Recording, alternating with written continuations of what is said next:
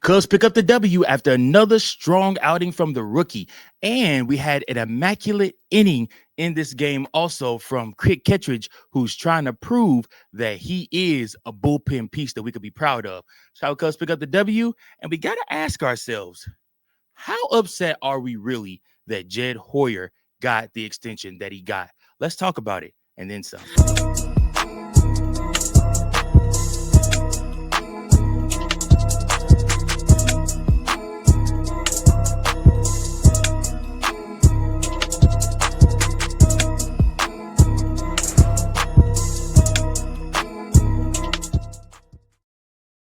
Welcome in, everybody, to another episode of Chicago Cubs Central, your number one spot for all things Chicago Cubs. I'm your host, Mike Jones, back again with you. Thank you so much for tuning in to this episode. Hope you guys are all having a great day. The Chicago Cubs did have a matinee game, a getaway game for both them and for the Cincinnati Reds on Wednesday to finish up their series. The Reds do end up winning the series 2-1. However, the Chicago Cubs do go ahead and pick up the victory. And every single time the Chicago Cubs pick up a victory, you already know what we got to do. We got to fly that W, baby. That's right. Fly the W for the Cubbies.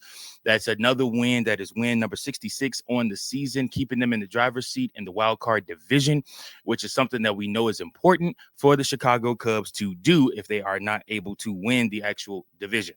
So with that being said, the Chicago Cubs did go ahead and pick up the W in this game. Your pick to perform player of the game is none other than Seiya Suzuki. Seiya Suzuki in the third hit a sacrifice fly to the left, and that scored Nico Horner. Seiya Suzuki in the sixth inning added on with another homer to his season to 379 feet to left field. We also got a homer from Dansby Swanson in this game to left to 382 feet. And then Ian Happ also homered in this game to left center, 363 feet. So the home run ball was in play in this game. And for the most part, man, it was all Cubs. The Reds did not score until the top of the ninth inning when Hayes grounded out to third and Jake Friedel scored off of that. So Cubs do win this game 6-1. Listen, I will tell you guys this. Every single time I began to count the Chicago Cubs out, they proved to me this season why I shouldn't count them out just yet. I was full on prepared for the Chicago Cubs to get swept. And it wouldn't, and to me, in my eyes, my thought process is like, okay, you just got to add up what it's looking like the numbers wise. Now, Cade Horton has been doing really well. He has been doing really well, exceptionally well, but he's still a rookie, and there's bound to be at least a small tinge of drop off. You know, like I said, I mean, he's pitched 27, 28 scoreless innings now of baseball. So you look at that, there's going to be a point where he's going to get hit. You know, so you almost thought this just with the way that things have been going this week and for the last couple of weeks for the Chicago Cubs that Cade was probably due to have that happen against the Reds. However, in this game, Cade Horton came out and he was magnificent. He pitched he pitched 5 and 2/3 inning, allowing 2 hits, 0 earned runs, 0 walks, 6 strikeouts on 67 pitches, 56 of those being strikes. He has a 3.18 ERA. And then from there, you had Drew Pomeranz come into the game to finish that inning, and he that sixth inning, and he got the 1 strikeout that was needed on 4 pitches, 3 of those being strikes, to drop his ERA to 1.97. Andrew Kittredge came into the game, and he also was lights out in this game. Andrew Kittredge actually pitched a immaculate inning. That's right. So in 1 inning, he got 3 strikeouts on 9 pitches. That was pretty awesome to see. We haven't seen an immaculate inning in Chicago in quite some time. So it was cool for him to have that moment with the Chicago Cub fans, especially after being booed off the field in Tuesday's matchup. I like that Craig Counsell brought him right back into the game on Wednesday. We're not sitting here licking our wounds. We got a division that we're trying to chase for, and we got games that we're still trying to play for. The Cubs are still playing for something. Make no mistake about it. We're still playing for something. I know that I've been a drag on the show. I know that, the Cubs in general have been a drag watching them perform lately, but we are still playing for something. And I guess today's game kind of reminded me of that. Like the Cubs are still playing for something. You go 3 against a reeling St. Louis team that is struggling right now. You got 2 key matchups against them. For Saturday night, they'll be on Fox Game of the Week. Sunday, they will be on ESPN Game of the Week, going up against those St. Louis Cardinals. The Chicago Cubs are trying to play for something. And in trying to play for something, you have to go out there and put your best foot forward. And now it's time for the Chicago Cubs to do that. Like I said, you start this game off. I always talk on this channel about momentum. Momentum to me is probably the biggest thing in baseball, especially around this time. It's August 6th, and the Chicago Cubs are in a scoring drought. The Chicago Cubs hitters are not hitting. And on top of that, you also have the Chicago Cubs pitchers either down with injury or giving up a bunch of home runs. These things are going to happen throughout the course of a season. And in the moment when I react to things and my panic meter goes up and I'm looking over at things and I'm just like, oh gosh, like what are we going to do? I say to myself, like, man, like how can we fix this, or what can we do to fix this? And I often think about the fact that we just got to play through it. This is the team that we have.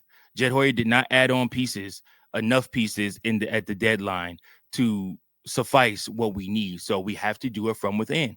Ian Happ is going to have to play better. Dansby Swanson is going to have to play better. Seiya Suzuki is going to have to play better. These guys are going to have to show and prove that they are a good enough team to be a wild card team. And I mean, who knows? Who knows what could happen, y'all? Still a lot of baseball left. They still can win the division. It feels kind of helpless because it just feels like the Milwaukee Brewers just keep winning and winning and winning and winning. And I'm not just talking about like winning a game or two. I'm talking about winning series and also sweeping teams. Like they're coming in sweeping them. They've already won 2 against the Braves. Let's dub check and see. I don't know if they started their game against the Braves or if they might have already won or not. But I mean they are no they so they play the Braves again tonight, and I mean they're just winning. They're just winning, and like I said, the next real competition they're going to see is against the Mets later this week. So we'll see about that. But the Brewers come in and they're just dominating teams, dominating.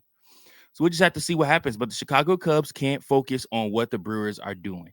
You can't have that in your mindset. You have to put that in the back of your head, and you have to focus on the games in front of you. Focus on the Cardinals. You face the Cardinals this weekend, and you have a prime opportunity to win, take 2 out of 3, maybe 3 out of 3 of those games against the St. Louis Cardinals, who are struggling also. They are 57 and 58 as we speak on the season. We have Matthew Boyd pitching on Friday night against the Cardinals, and they have Michael McGreevy going for St. Louis. And then after that, we have Colin Ray pitching on Saturday, and he is going up against Andre Palante, who the Chicago Cubs beat around a few weeks ago. And then the Chicago Cubs have not announced who will pitch Saturday just yet, but the St. Louis Cardinals will put Sonny Gray up against them. So, like I said, the Cardinals are struggling, and the Cardinals are not having a great season this year. They're middle of the pack, 500 baseball. Sometimes they drop a few games over. Sometimes they go a few games over. Sometimes they drop a few games under. This is a prime opportunity for you to get 70 wins, or I'm sorry, 69 wins. So what you need to do is you need to put your best foot forward, and you need to try to sweep this Cardinals team. It's very doable. Very, very doable. They don't have anything to play for outside of trying to spoil things for other people. You have to put yourself in a position where you can't have Cincinnati catch up to you, because Cincinnati will end the season against Milwaukee. That's the last team they'll play. And if Milwaukee already has a Division 1, they very well could punt that series just to spite the Cubs and allow Cincinnati to get in over Chicago. So it's very important that as the Cubs go, you cannot be in any type of tie situation with Cincinnati. You need to win the season series against Cincinnati, and you need to finish this with them so that you make sure that you're not in any situation where you could end up losing to the Cincinnati Reds, losing your wild card spot to the Cincinnati Reds if it does end up happening. Actually, I think, are we let's see the regular season series. So yeah, the Cubs lead the regular season series 5-4 against the Reds. They do play them again in September, a 4-game series set in Cincinnati. So that'll, like I said, we'll go to Cincinnati in September one more time. We are leading the season series 5-4. We need to go ahead and take 2 of those games in Cincy to make sure that the Chicago Cubs do win the tiebreaker for this season against the Cincinnati Reds. So we'll just have to see what happens, man. We'll have to see what happens. But focus on the Cardinals. Don't get too ahead of yourself. Focus on the Cardinals. Do what you need to do to beat them. And then we move on from there. We just keep going. The Chicago Cubs have to keep moving forward. So with that being said, y'all, that's my time for today. Appreciate you guys so much. Oh, no, we got to talk about Jed. I'm sorry. I was trying to end the show. We got to talk about Jed. I've been seeing a lot of discourse on Cubs Twitter, which I ain't gonna lie to y'all. Cubs Twitter could be such a toxic place sometimes. Like if you don't handle social media well, stay off Cubs Twitter because it will have you ready to jump off a cliff and forget this team ever even existed. But Cubs Twitter was talking a lot about the fact that Jed Hoyer and some of the disparaging comments he made that, leads people to believe that he just, really did not want to put his young prospects in the way of any trade. So he would just refuse to make any deals with anybody. It was a seller's market. And the Chicago Cubs obviously were buyers, but did not find any deals that they thought made them significantly better without draining their AAA system, which he does not want to do, which he's not being forthcoming and telling you the Chicago Cubs have no plans probably to re-sign Kyle Tucker. They may make him an offer sheet, but it'll be low. And Scott Boras is going to tell them, hell no, we can get better money elsewhere. And he probably won't be back, even if Kyle does like Chicago. I guarantee you the Chicago Cubs probably lowball Kyle Tucker on a deal offer. So this leads me to ask, did we make a mistake giving Jed Hoyer that contract? Did we make a mistake? And I want you guys to sound off below. Comment below your thoughts on Jed Hoyer. Did the Chicago Cubs make a mistake with Jed Hoyer, giving him that deal? Was there somebody potentially else out there that the Chicago Cubs could have done business with, that could have brought in to be your vice president, that might have been a little bit more willing to make deals that maybe Jed isn't? We've seen Jed love his prospects. The guys he brought in, he will do his best to try to sign you. He also gonna nickel and dime you too, but he will do his best to try to sign you. And he would do his best to try to, keep his prospects and the people that he drafted because he believes in them and he wants to see that through, which is why we are still in the position that we're in. However, outside of Owen Casey, I don't know that a lot of those guys are ready yet. So I don't know, man. I don't know. We'll see what happens. We'll see what happens with the whole Kyle Tucker saga. I mean, he did not play in Wednesday's game, just a day off rest. Thank God he took it. Like I said, he's looked horrible at the plate. He needs to reset, and he needs to come into that St. Louis series and make a big, huge impact. But let me know your thoughts about Jed Hoyer and his contract. I want to talk to you guys about that. My baby was born the day that they re-signed Jed Hoyer to that new deal, and so I was not able to get on and talk about that new deal. But I want you guys to sound off below.